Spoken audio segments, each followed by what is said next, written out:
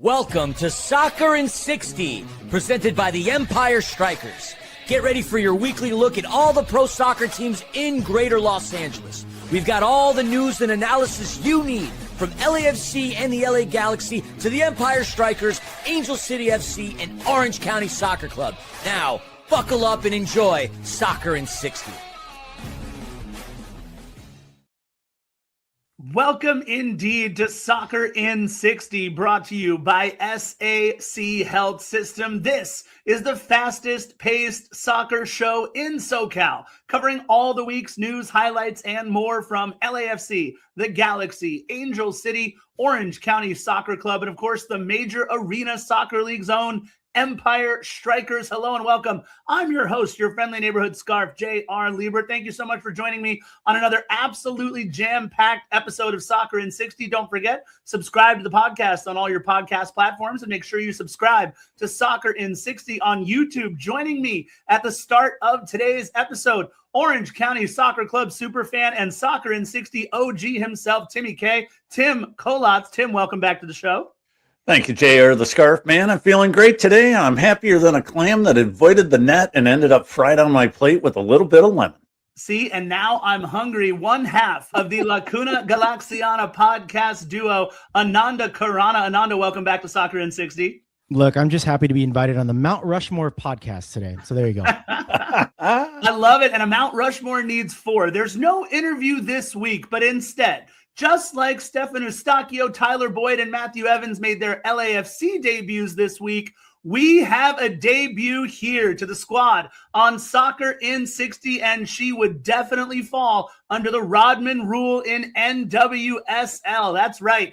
Kara Lang Romero is a Canadian soccer legend, a Hall of Famer, and a standout UCLA Bruin. She made history as the youngest player to ever represent and score for Canada's women's national team, as we like to call them here, El Maple Tree, over an elite international career. She's represented Canada at 2 FIFA Women's World Cups and the 2008 Olympic Games. As a broadcaster, she's covered World Cups, Olympics, and various MLS clubs across the league. She now covers the LAFC and the Galaxy on Sports Central for CBS LA. And when she's not doing any of those amazing things, we hope to have her on as regularly as she can as a part of the Soccer in 60 family. Kara, welcome to Soccer in 60.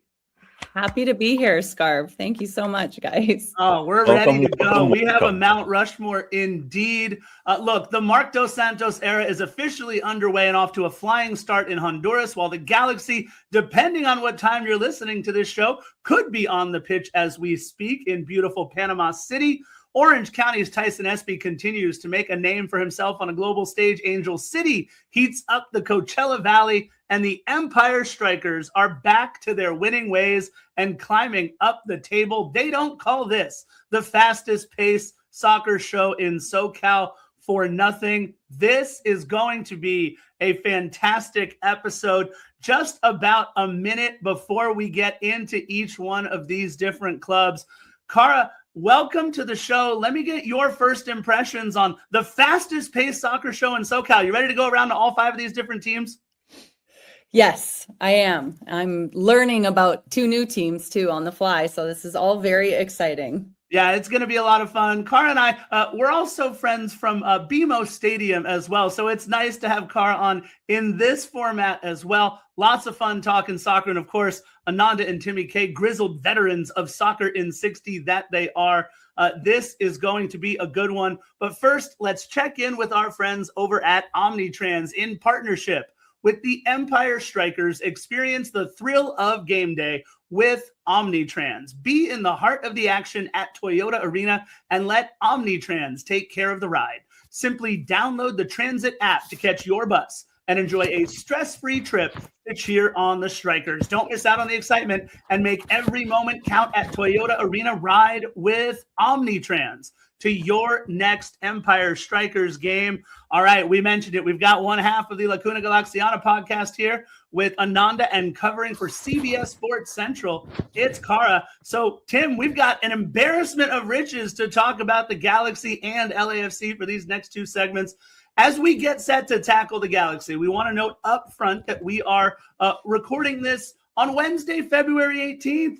So one night before the Galaxy take on Sporting San Miguelito. So depending on where and how you are listening to Soccer in 60, they might even be playing right now in front of you watching TV while you're listening to us. Thank you so much. We'll cover all the match action next episode. That being said, let me ask first. I'm going to throw this out to both Kara and Ananda. Kara first. Does LAFC's result in Honduras, which we're going to talk about in a little bit, the 6-1 victory, does that have any effect at all on what the Galaxy are going to look to do in Panama City? I don't think so, because context matters. And for the Galaxy, they're in a completely different situation. They're traveling 3,300 miles, about as far as you can possibly go in CONCACAF to play in this game. And they've got 4 games coming up in 10 days. So for the Galaxy, this game is going to be about player management, risk management. Expect them to rotate heavily. I don't expect the real debut of the 2026 Galaxy to come midweek in Panama. I think we can expect that to see that more on Sunday at Dignity Health Sports Park. So 2 completely different situations as well. Sporting España was not a very good team either. So I think we need to take that into consideration. Whereas San Miguelito, this is obviously the first time Galaxy's faced them. Galaxy is the favorite, but they're well into their season and they're top of their league right now. So I'm expecting more to them than I was out of Sporting España. And I'm expecting Galaxy to, maybe play a B squad. Yeah, Ananda, your thoughts on that as well? I know you and I have talked quite a bit about the depth and about maybe roster rotation in this one. We talked about those 2 matches out at Coachella Valley, right, where we saw kind of a de facto first team and a de facto second team starting lineup. What do you think we're going to get in terms of that starting 11 in Panama? I think it's going to be a good mix of youth and veterans and experienced players, because you're going to need that experience in a CONCACAF Champions Cup environment away from home. Panama, not going to be the easiest. The pitch conditions are sort of a variable there. You've got the crowd. It's a different place, the heat and humidity. There's a lot of elements here going against the Galaxy. And we've talked about it multiple times, guys. 4 matches in 10 days to start the season. Greg Vanney has to rotate his squad. He has no other choice. Like, you can't run guys like Maya Yoshida and Marco Royce and even Jakob Glesnes. Yes, he's an Ironman, but he's on the other side of 30 now. We've got to wrap him up in cotton wool and put it on a windowsill kind of thing, right? So Greg has to use his squad and his rotation. And this is going to be a good experience, too, for the young players to see what they got, because they're going to need it being in 2 competitions in the first few months of the season. Yeah, Timmy, let me ask you a quick question. And I'm just talking about the young players. These young players get to take a trip to Panama right at the start of their MLS and CONCACAF Champions Cup season. Is there anything to worry about maybe with the distractions of being in, like both Kara and Ananda said, another country, different weather, different atmosphere, new stadium? What can happen in that type of an environment? Well, I think especially for the younger guys, a little bit of Panama flu, that could be an issue. We don't need that. Better be drinking a lot of water, better be drinking a lot of filtered water, things like that, because it is different. You're coming from Los Angeles, right, where it's currently 45 degrees, 50 degrees, and you go into Panama where it's going to be much hotter and much more humid. And you're really going to have to be focusing on staying hydrated. And like Ananda and Kara both said, you're going to have to be cycling through multiple players in this game. Using every sub you've got is a must in this game. Yeah, we saw 86% humidity in Honduras when LAFC took the pitch there. So expect something close to that when they take on Sporting San Miguelito. Kara, let me ask you your expectations for this 2-legged tie against Sporting San Miguelito looking forward.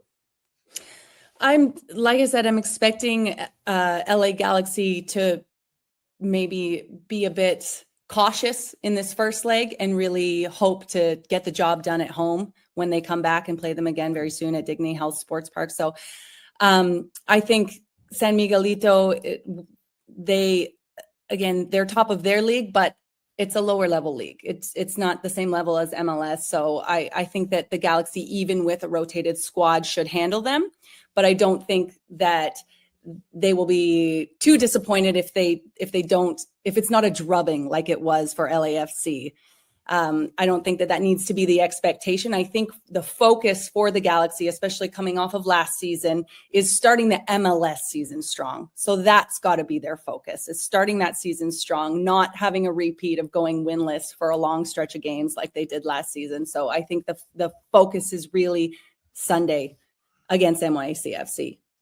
Ananda, let me ask you, which side of the scoreline is going to be more important? The amount of goals that they're able to generate on the offensive end, or trying to keep as clean of a sheet as possible? You mentioned Jakob Glesnes. Obviously, the Galaxy retooling their entire back line this offseason was really a priority. So which one of those do you think is going to come to the forefront in that first match against San Miguelito? Oh, that's a good question, because I can make a good case for both. But I'm going to say the defensive part of the game, just because of the Galaxy's lack of defensive acumen over the past 5 years under the tutelage of Greg Vanney. And I think this is the side of their game that they have to show, especially in this competition. This competition is more grueling and more sort of tactical. It's a bit slower. So lower score lines. You're gonna have to win games 1-0, 2-1. Look, if we can get a blitz scoreline like LAFC, that would be wonderful. But our offense, I don't think, is at that moment yet. I mean, Greg even talked about today, his quote was, "We have to be mindful of both the opposition and the conditions." So in terms of like the cautiousness that Kara was talking about, it's definitely there. And I think that might lend itself to a more defensive mindset, but we've got to score goals. Like, we've got to score enough goals. You know, we can't have the same result like in Costa Rica last year, 1-0. We're playing with fire there, going back, and luckily they went back to Dignity Hill Sports Park and pulled it out, but we can't be in that situation again. Yeah, one player who won't be in that situation for the Los Angeles Galaxy will be Gino Vivi, loaned to the Tampa Bay Rowdies right before he was set to board the plane to Panama there. They said, no, not so fast. We didn't get you a ticket there, my friend. The Galaxy have loaned the 25-year-old midfielder to USL Championship side Tampa Bay Rowdies. And oh, by the way, if you've ever seen any of the support that the Tampa Bay Rowdies get, it is definitely that. It is one of the fantastically supported USL Championship sides in the United States.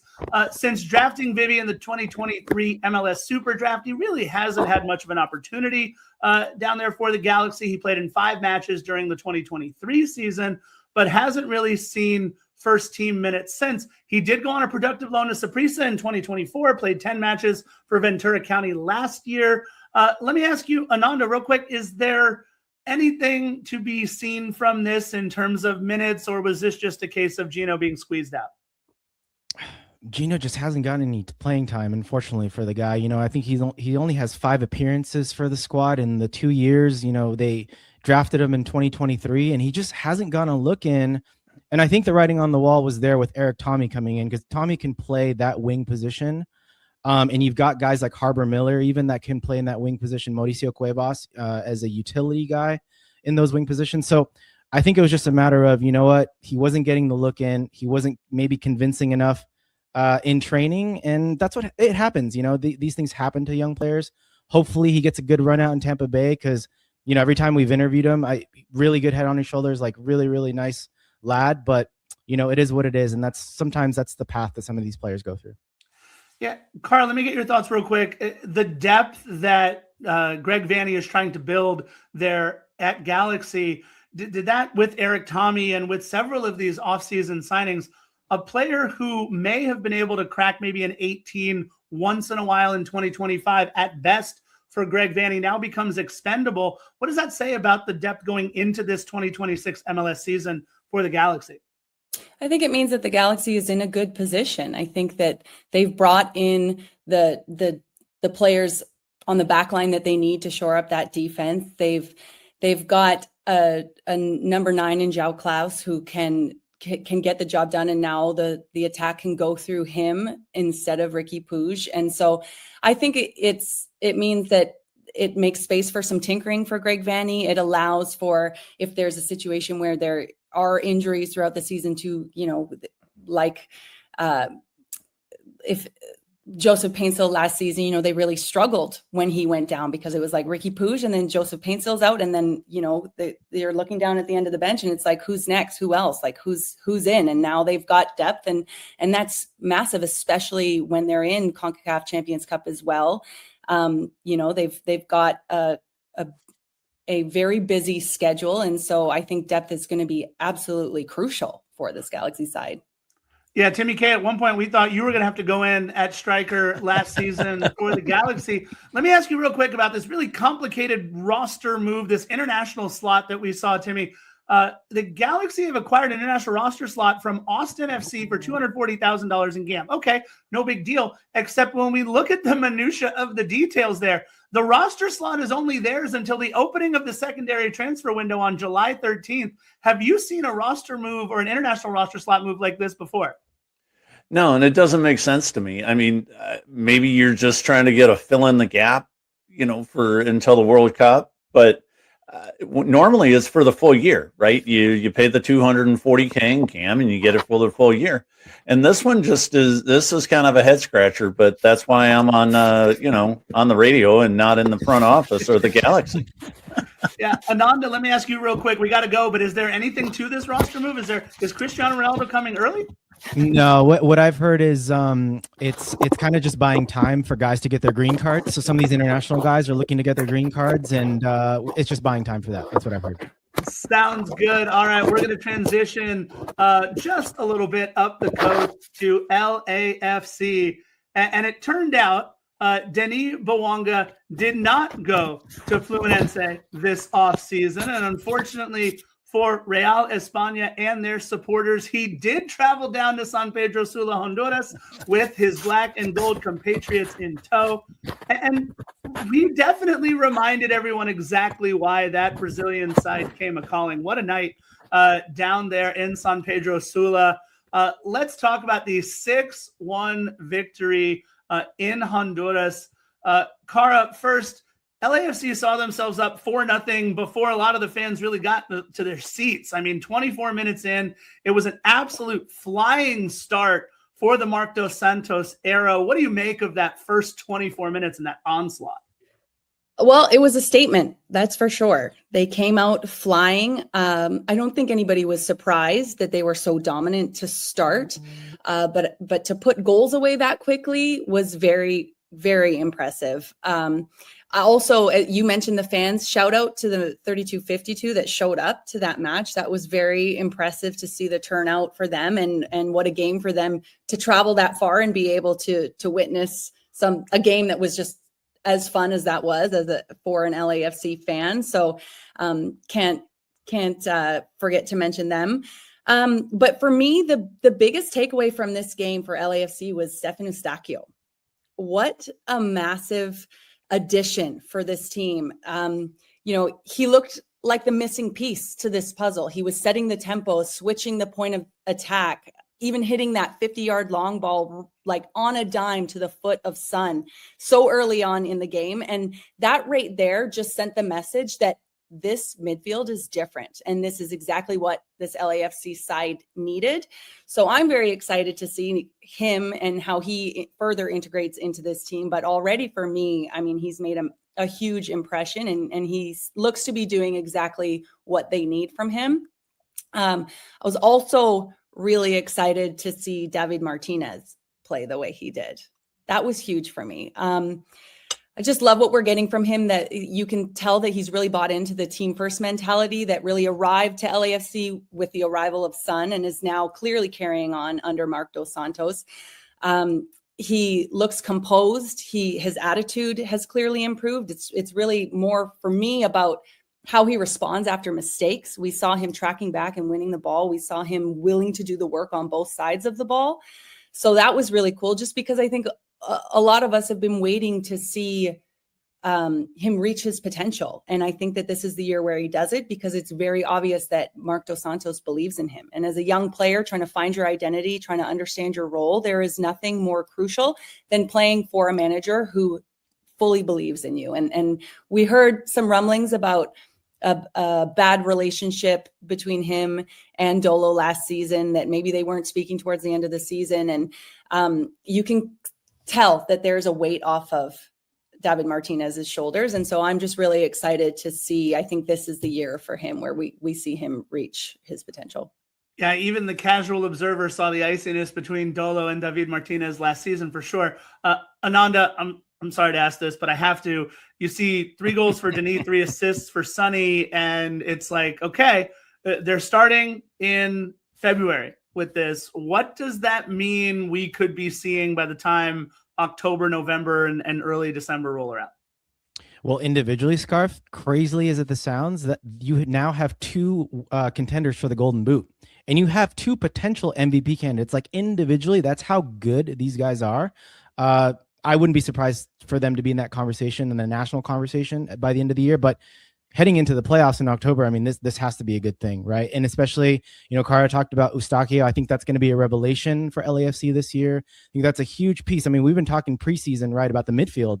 And the midfield is the area of opportunity for LAFC. And it's like, who is going to give Tillman and Delgado a little bit of a reprieve, a rest? Because LAFC, just like the Galaxy, also has a very busy schedule this 2026 season. So that's huge. But for those two guys in particular, like I said, they're that good. They're MVP level, Golden Boot level type of players. And it's going to be fun to watch for LAFC fans. Yeah, Timmy, as a casual observer, right, with no dog in the fight, I mean, you're watching that 6-1 effort. You're watching the first half, and they're off to that flying 5-0 start. I mean, what does that do for somebody like Don Garber, who's able to go and roll this out on an international stage now in CONCACAF Champions Cup, in terms of the respectability of the league and in terms of what that means for how people look at Major League Soccer in general, having these kind of results? What does that mean? Well, I think it's going to make a big difference in getting some of these players much earlier in their careers, right? Being able to keep a Denny Bouanga, even though somebody's trying to buy him off for $13 million. In just a couple of years, even this year, you're starting to get guys that are 25, 28 on this, on the short side of 30 coming in and really improving the quality of MLS, where it's easily competitive with Liga MX and, the second level of Bundesliga. This is really what they want to do on these international level games, is showcase that. So you can get in some of these 18, 19, 20-year-olds, maybe a Tyson Espy or something like that, potentially stays here in the U.S. and plays at this higher level and brings MLS to a much higher level than it ever has been previously. And we'll definitely be talking about that 17-year-old Tyson Espy later on in the episode. Carl, let me ask you, let's chat about, we said the Marc Dos Santos era kicked off. Well, let me ask you about Marc Dos Santos. Was there anything that you noticed, any small wrinkles or differences that you saw from whether it was the way LAFC set up or once they kicked off, how they played? Or was this just more of something relatively similar than what we saw from Steve Cherundolo last season? I think wrinkle is the right word. A few tweaks here and there. Eddie Segura playing left back. I'm not sure if that's somewhere we'll see him going forward or if that was really just tactically for this game specifically to allow Sergio Palencia to get more involved in the attack on his side and sort of slide over to more of having three center backs in that situation. But I was curious about that. Also, Eddie Segura just I don't know if you saw, he has now played more minutes than anybody for LAFC. So yep. That's a guy that I'll always root for, having torn my ACL 3 times. I'm always cheering for that guy to get back into full form. And it seems like he has, and he's just such a stalwart for LAFC. But as far as other wrinkles, I think we saw Tillman pressing alongside Son a little bit, with Martinez and Bouanga dropping back a little bit in the defensive shape. So that was a little bit interesting, but all in all, I think it was really just LAFC looking like they're building right off of last season's best version of themselves. But I think now with a higher ceiling, having Son for the entire season, having, the strength in the midfield with Steven Eustáquio and hopefully Amin Boudry, who we hopefully will get to see debut soon. So, but I think it's really more of the same, but maybe at a higher level. Yeah, no, completely agree. And by the way, kudos to Eddie Segura. He's been such a team first guy since he came over, was 2019 or so, and he's been incredible. Over 14,000 minutes played now in a black and gold shirt, which, by the way, he's the first player to cross that mark in a couple of appearances. He'll pass Carlos Vela in terms of the most caps or most appearances by an LAFC player. So a really incredible career that he's carved himself out there downtown. Let me ask Ananda, a player who had carved himself out a pretty good career in Major League Soccer seems to be the odd man out at LAFC, and that's Jeremy Ebobisse. He wasn't on the roster in Honduras. In fact, they called up Mario Sayonero on a short-term deal. We haven't seen him for any marketing appearances in the new kit. We kind of wondered aloud on the show a couple of weeks ago if Tyler Boyd had not supplanted Jeremy Ebobisse. He even scrubbed LAFC from some of his social media, which we know is always a killer in this day and age. Jeremy Ebobisse looks like the odd man out. No, Ananda? I mean, if everything that you're saying is true, yeah. I mean, the writing looks like it's on the wall, right? Scarf. Like, I mean, I don't know. Like last year, 5 goals, 1 assist. Like as a guy off the bench, like that's not terrible production, right? So maybe there's something going on off the pitch that we don't know about. So interested to see what if anything comes out in the pressers or anything like that. But I mean, the fact that he's taking that stuff off of social media, that's never a good sign. That's like the first place everyone looks. Oh yeah, never a good sign at all. Kara, real quick, LAFC plays Inter Miami at the Coliseum in front of who knows how many thousand on Saturday, February 21st, 6:30 p.m. What can the casual expect from Sonny versus Messi, Miami versus LAFC? You know how they package it. What do we expect? Well, it's hard to say until we know if Messi will be available. Yeah. He sustained a hamstring injury in a preseason match, and it's still unknown if he will be playing or not. But for me, at the end of the day, Messi or not, this is still a home opener against the MLS reigning champions. They still have a guy like Luis Suarez to deal with, as well as newcomer Herman Beterame from Monterrey, who's going to be adding more movement up top. So I think regardless, Messi or not, LAFC will have their hands full defensively. But I think this game really comes down to tempo. Miami wants to control.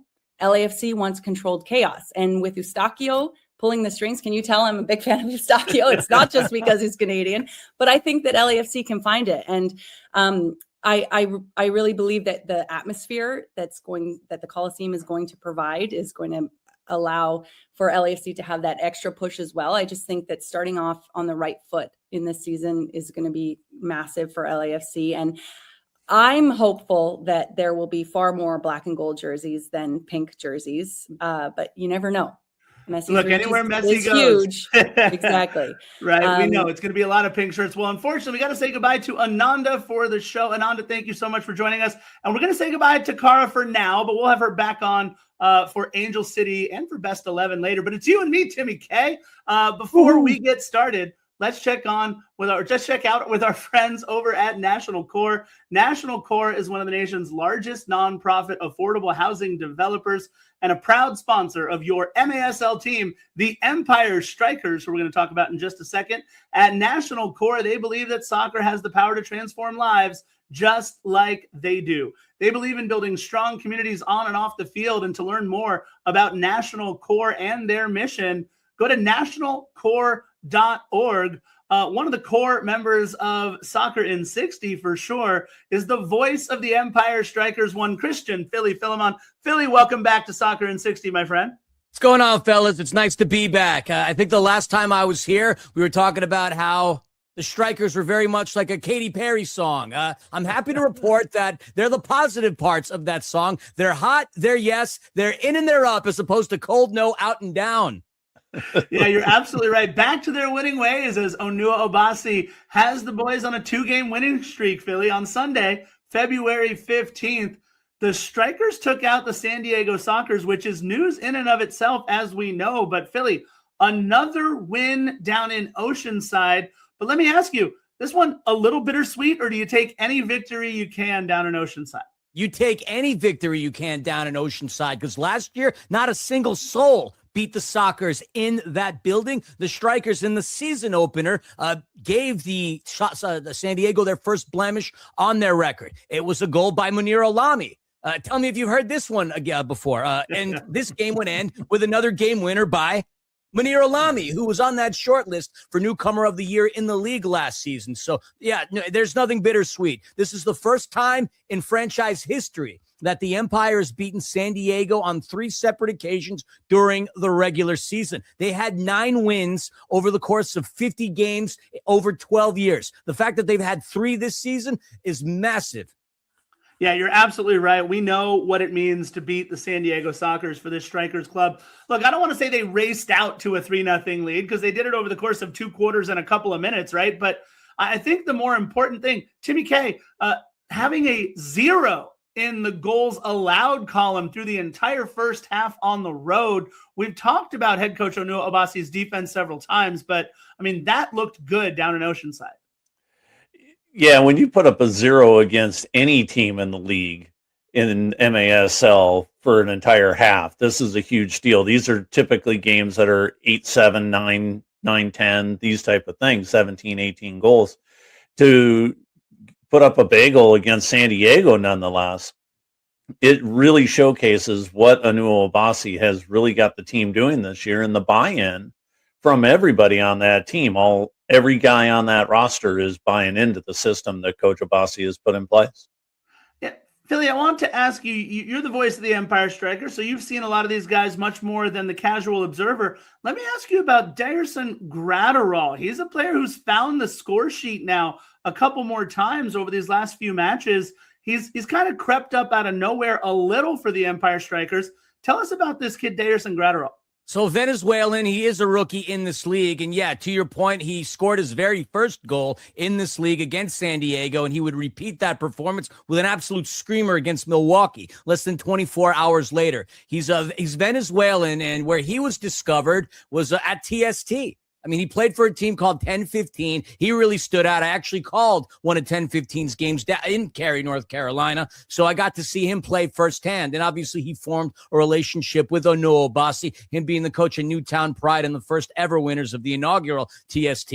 Not only is he down there trying to obviously win games and get that $1 million bag, but scouting as well, and Gratterall was one of those findings. It took a second for him to really figure out the game, because what a lot of people don't realize is that futsal and 7v7 and outdoor, they're all completely different games to what indoor soccer is, but he has the ability to play that small-sided game, quick on the ball, a very good player, and he's obviously made his presence known. That goal against Milwaukee was incredible.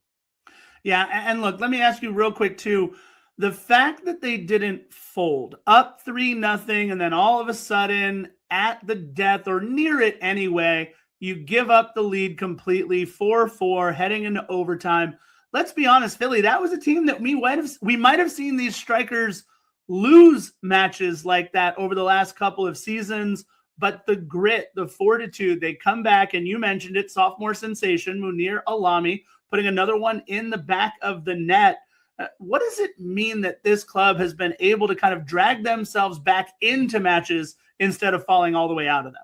I mean, truthfully, first and foremost, I'm really It should have been a completely different result because San Diego had played less than 24 hours prior against Kansas City, and that game went past overtime into a shootout. They had an early flight, hardly got any sleep. And so if the Sockers would have stuck it to the Strykers while they had all the rest, and that this would have been an embarrassing game. Quite honestly, like, it sucks that they dropped 2 points. This is a game they should have won in regulation against a team that was beaten down. But if anybody wants to lay claim on the fact that, well, they're tired, San Diego didn't give it their all, hogwash. They outshot the Strykers completely. In fact, the Strykers got outshot in both of their recent wins. So San Diego came to play. It was Empire's game to lose. Thankfully, they managed to get the win in overtime. But with the season creeping so quickly, they need every point they could get. So quite honestly, it's a great win. But at the same time, it's awful that they dropped 2 points.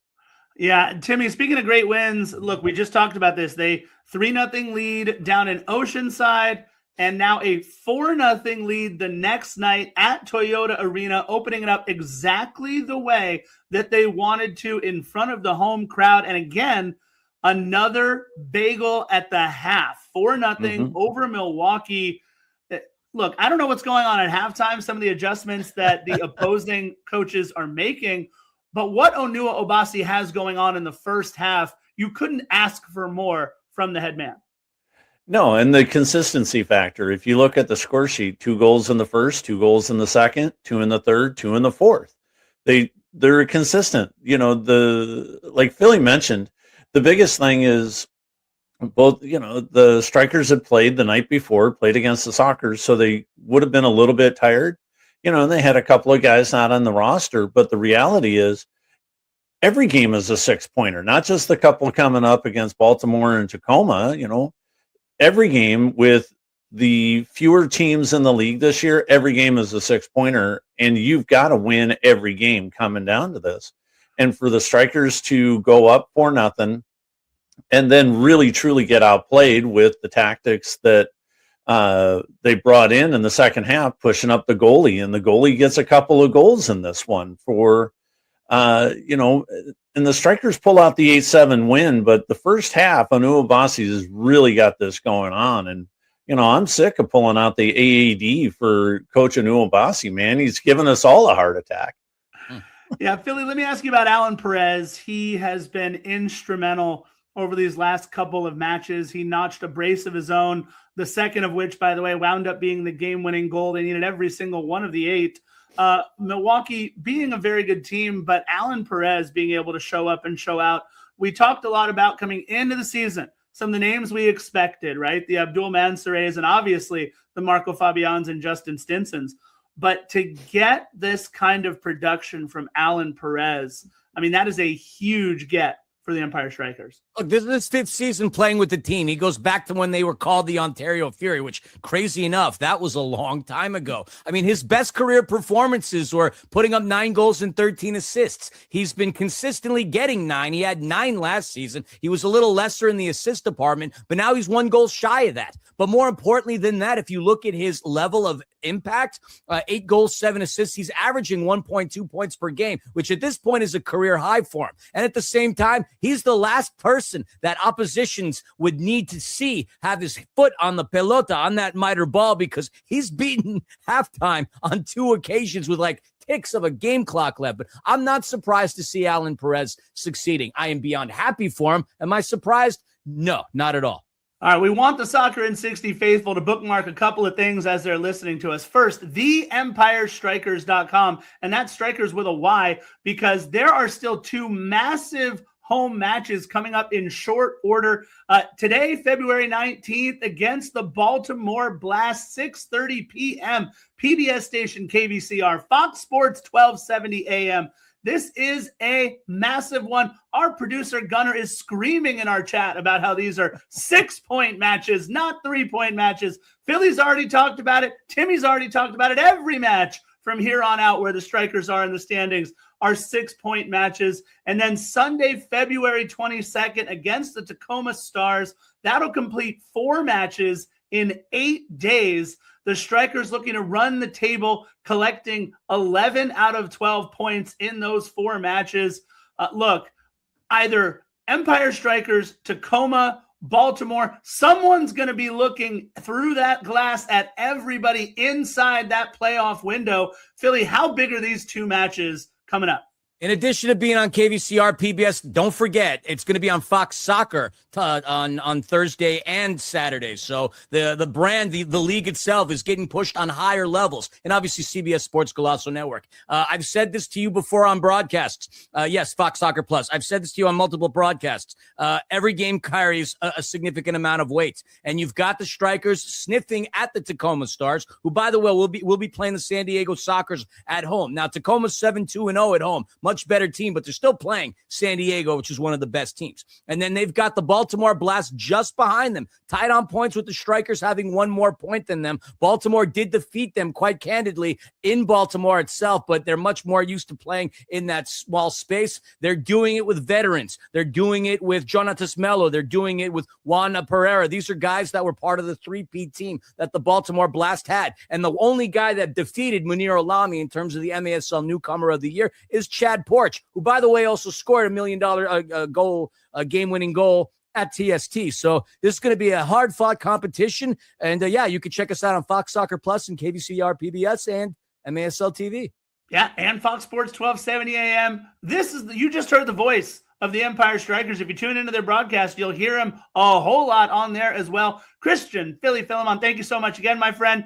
Let's say bye to Philly, unfortunately, but let's bring back Kara. Kara's going to sit and talk with us about Angel City. It's you, it's me, it's Timmy K. And finally, Angel City Football Club kicking things off at the Coachella Valley Invitational.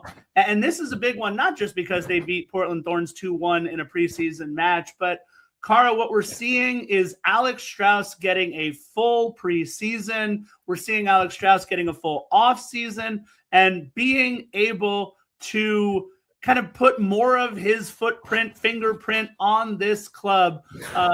Being this is his first full season now, the legendary coach formerly of Bayern.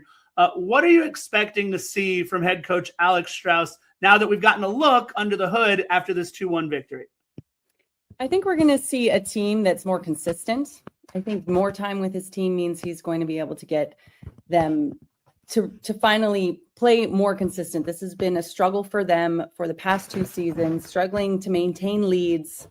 And we saw, they did give one up in this game against Portland as well after scoring in the second minute of the match. You would hope that they would be able to hold on to that game, and they did. They still got the win, but that allowing that goal showed that that still may be a little bit of an issue heading into the season. But I think that overall the biggest takeaway from that game for me was Mayara Nus scoring a brace. She's just such a strong midfielder for me, such a fun player to watch, a box-to-box midfielder, and somebody who I'm sure with the manager for a full season will be able to really come into her own and get more comfortable at Angel City. And she's the type of player you can really build a team around. And just seeing the way she finishes the ball and the way she's just got such a great nose for goal as well.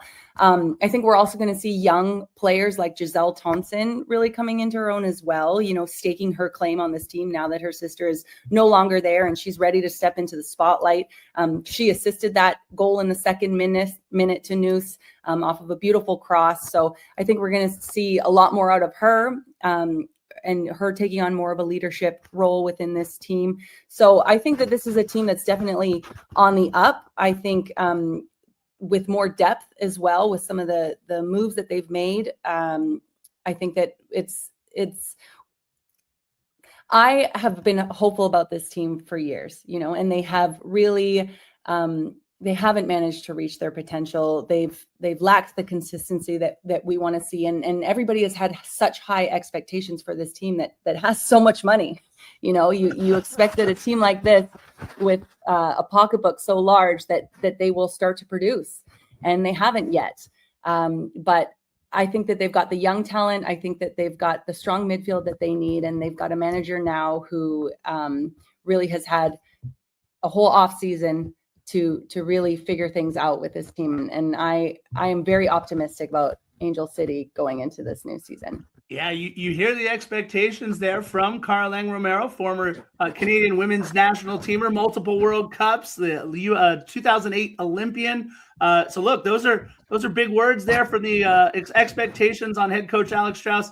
Let me ask you, Timmy K, real quick. The first 30 minutes, I think everybody was also watching someone else on the pitch the entire time, and that would be Savvy King. Savvy King, who came off of the season-ending injury list and played the first 30 out there in Coachella Valley. We talked about her on last episode, actually, right? Getting to meet Damar Hamlin and talking about her foundation and what she meant and means to all of that. But seeing her back on the pitch, Timmy K, what a story, what a moment, what a half hour there for Savvy King. Yeah, I'm not crying. You're not crying. We're all crying. To see her get out there and get out on the pitch and play hard for a strong 30 minutes, it says something about 2 things. One, it says a lot about the medical staff that was able to save her life. And then 2, it talks about her being able to go out and have the perseverance to come back from an injury such as this, and to want to play again, to need to play again, and then to come out and going to be part of this team that I think it's one of those things that brings this team really, truly together. And seeing somebody like that, because now that she wants to go out and play and she wants to win just as badly, if not more, than everybody else on that pitch. And there's no way anybody else on that pitch is going to let her down. Yeah, and look, you mentioned it, Kara, as well, when we were talking about It wouldn't be an Angel City match if there wasn't some drama at the end. They give up a late goal to trialist Renee Lyles, who, by the way, might have helped her way onto the Thorns roster with that goal. Who knows? So 89th minute, a little bit of nervy time, but Angel City holds on to the Coachella Valley. Let me ask you real quick, too, just a couple of minutes about the goalkeeper battle. Angelina Anderson, Hannah Siebert. Angelina played the first half, kept the clean sheet. Hannah Siebert, a couple of saves in the second half, but did give up a goal. What can we expect from that goalkeeper battle? Is it if you have two, you have none, or is Coach Strauss going to be able to figure this out? I think Coach Strauss will be able to figure it out. I think Angelina Anderson will be the starting keeper for this side throughout the season. But that's not a bad problem to have two very strong goalkeepers, especially because goalkeepers throughout the season are each other's competition in training, and they are who make each other better. So I think that it is incredibly beneficial to have them neck and neck throughout the season, and they're just going to continue to make each other better, because that's what happens. They're kind of on an island. Goalkeepers are totally on their island. It's almost like they're playing a different sport. We used to say they are completely different types of athletes, and it's the goalkeepers are each other's biggest competition's biggest rivals, but best friends as well at the same time. So I think that's a really good problem to have. All right. Well, Kara's been hopping in and out with she's going to come back for best 11, but we're going to say goodbye again real quick to Kara. Kara, thanks once again. We'll see you in just a few. And Timmy K, not much news coming out of Orange County Soccer Club, but another week and more U.S. Youth National Team headlines for defender Tyson Espy. And I know you love this 17-year-old kid who we think is going to be a star on the back line for Orange County. Yeah, just the way he played with these two games in the U.S. under-17 men's national team to get the team to Qatar. This was huge. He plays, he's the stalwart back there. He just looks like he's a man among boys when you really watch him out there and kind of commandeer that back line. And when he's going to start for Orange County this coming season, it's impressive to see a kid at this age to be able to go out and dominate at this level. And then that's going to translate, even though he's going to be playing against guys, 8, 10, 12 years older than him. I do believe that this type of stuff, and then when he goes to Qatar in the fall and plays in the World Cup for the U17s, I think it's just going to be massive to not only his career, but also Orange County, knowing that he's going to go out there and represent as well as we all know that he's going to do. Yeah, and what you mentioned, he started the first two matches, which were absolute blowouts over a couple of smaller island nations. I think it was 18-0 on aggregate. He played a big role there, playing all 180 minutes of those two matches. But he was actually coming off the bench in this one, which was a very hard-fought match. 1-1 when he comes off the bench in the 80th minute. But not only that, they found themselves down a man after the U.S. Youth National Team got a second yellow, which, of course, leads to a red. And all Tyson Espy does over the course of that time is hold down the back line. They're a man down against I believe, a Dominican Republic side that was pushing and pushing and pushing for most of the 90 minutes of that match. And you see, we talk about how at times pressure either bursts pipes or it makes diamonds. And what we saw for those last 10 plus minutes from Tyson Espy is that Orange County Soccer Club has themselves a diamond. Yeah, absolutely. This was very, very impressive. Again, he played well, held down the back line in the first two games, but coming off the bench, as you said, he had played 180 minutes in the first two games, but to come off the bench and really hold down the fort for the last 10, 12 minutes with some stoppage time in there. When they were down a guy after you mentioned the second yellow, this is where legends are made. And this guy is starting to create his own story right now. And Orange County is elated to have a kid like him on their roster. Yeah, I can only think back to 2003 to 2005 at Dodger Stadium when Eric Gagne comes out of the bullpen to welcome to the jungle. That kind of music should have been playing for Tyson Espy as they brought in their closer, the U.S. Youth National Team, using him in that same way. I'm curious to get your opinion on what you think head coach Danny Stone is going to be able to do in Orange County. They've got a great mix of veteran presence on all three lines, of course. Who knows what to expect from the goalkeeper battle? That's going to be something that we'll watch during the rest of preseason. But there's a lot of different fun ingredients in the cupboard this season for head coach Danny Stone on what was a very successful 2025 campaign that he now gets to build upon. Yeah, and I think you're going to see this showcased on March 7th when they play the Las Vegas Lights at the Champ at their home opener. There's going to be a lot of good things coming in. You're going to see Tyson Espy. You're going to see Tom Brewitt. You're going to see Ethan Zubak at the top. You're going to see Liam McKinnon, who didn't play much last year and who was just an absolute stud the year before. This is something that I'm really expecting now expanded championship stadium up to about 7,000 people. I think they're going to pack the house. It's going to be great. And what Danny Stone has got is he's got, not only does he have some high-end talent that can put the ball in the net, he is absolutely going to be able to have guys in the midfield and guys on the back line keep the ball out of the net the entire season.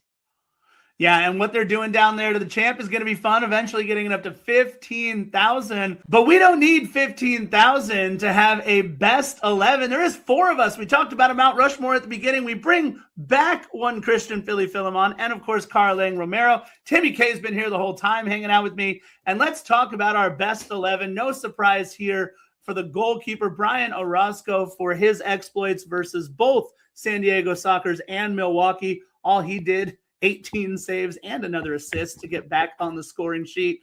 Defenders Robert Palmer and Felipe Dutra for their work against Milwaukee Wave for the Empire Strykers, and 2 from LAFC for their work against Real España, Sergi Palencia and Eddie Segura. We talked about Eddie becoming LAFC's all-time minutes played leader. Midfielders Alan Perez of Empire Strikers for his job against Milwaukee, Timothy Tillman and Mark Delgado for LAFC against Real España, and all 3 forward spots occupied by the black and gold for their work against Real España. That would be Captain Denis Bouanga of this week's Best 11, Sonny and David Martinez as well. Let me first turn it over to Philly. Philly, how many times are we going to see the pairing or maybe even the triumvirate up top of Denis Bouanga, Sonny, and David on the Best 11 this year? They got the Mark Sace Santos era off to a very good start. We know about Denny. We've been referring to him as Denny the Destroyer for a long time. Now that he's got an entire preseason training camp with Sonny, good things are going to happen. And like y'all said at the first part of the broadcast, David Martinez got unlocked. People were sleeping on him. We saw flashes of talent, but it would take another coach to see what we can unlock. If we would see a repeat performance this season from David like he had last year under Steve, then I'd say we have to cut our losses. But these 3 kids were dynamic. And look, Timothy Tillman got to shout him out. He had that Star Wars Stormtrooper precision shooting last year where he was completely off target, never dangerous in the box, only connecting in from long. Him getting a goal also was pretty big, in particular for his confidence. Listen, we just needed him to use his back of his heel rather than the front of his boot, I guess, on that goal. Kara, let me ask you, we talked a little bit about Eddie Segura and what he means to LAFC, but let's talk about why Sergi Palencia continues to make lists like this time and time again, what he means, not just to the back line, but to the offense, to everything that Mark Dos Santos is going to try to do for LAFC this season. Sergi Palencia is absolutely one of my favorite players, not just on LAFC, but in MLS. He's a bulldog. He plays like he weighs 45 pounds more than he does. He's not afraid to go in hard. He is so technical with the ball at his feet, and he also so willing to get forward, get involved in the attack, and he's dangerous. He's an absolute threat down the wing, and it's such a huge asset to LAFC. So not surprised to see him on the list. I was not surprised to see him have a standout performance against Real España. But I think he definitely deserves to be on this best 11. And I think we'll see him on this best 11 throughout the rest of the season as well. Yeah, Timmy K, pick your poison. One match, it's 18 saves. The next match, it's another assist or a goal, depending on what Brian Orozco is feeling like that morning. He is truly must-see TV for the Empire Strikers, whether he's between the pipes or attacking the opposition. Your thoughts once again on the phenom that is Brian Orozco. You just watched this kid play last year, and he was learning the game. He was understanding it. And then you have veterans like Clayson de Lima backing him up, giving him the support, giving him the structure to be a better goalkeeper. And just watching him play, the first half of the Milwaukee game was some of the best soccer I've ever seen a goalkeeper play, a la Tim Howard from several years ago.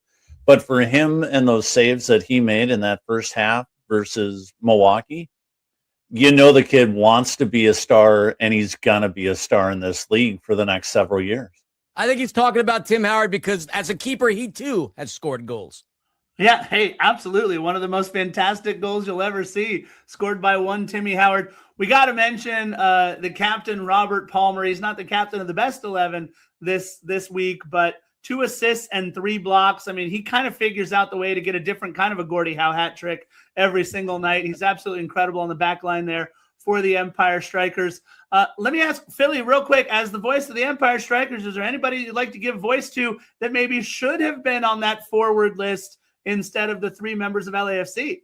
No, I mean, as much as I wanted to poke holes because it's just fun poking holes and poking at you, I didn't see any blemishes or anything to not talk about. I'm really happy that there was Felipe Dutra thrown onto this list, a rookie in his first season, already top 10 in the league in blocks, and he stood tall. I called the game. The amount of blocks that he made that kept Empire from losing it were massive. Felipe Dutra finally got the hang of it. Big 6'4" kid playing defense, knows how to pass the ball and has learned how to use the wall. I'm happy that he made this list. So shout out to him. Listen, this is why they call it the fastest paced soccer show in SoCal. We know Philly, we know Timmy K, and we are so happy to have Kara Lang Romero as part of the Soccer in 60 family. This has been Soccer in 60, brought to you by